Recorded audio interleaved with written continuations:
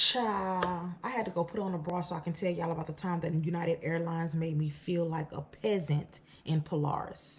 I finally got to travel in Polaris to Singapore, and let me tell you, it was not all that. First of all, for me, I feel like the customer service was subpar. They didn't make me feel welcome. They weren't as kind. And I read that their customer service wasn't all that, but I was praying for the best. Not only that, food is not all of that. The dining setting is ugly. I'm just comparing it to what I've already experienced. The bedding I was excited about because I knew that it was supposed to be plush. It was coming from Saks Fifth Avenue. I was like, oh, this is gonna be comfy, cozy.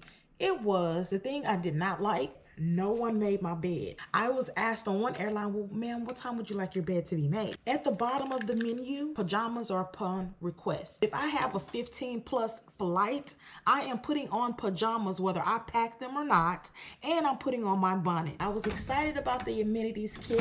How cute is this? I'm gonna use this for something else. Maybe my new medicine bag, because y'all know I pack medicine on every trip. Compared to what I had before, this is what United Airlines is offering. No luxury amenities, bitch. Let me know if you traveled in Polaris and how you felt about it, if you liked it, and would you travel in it again. I will most definitely travel in it again once they make the changes. I hope this helps. I'll see you out in those airway streets.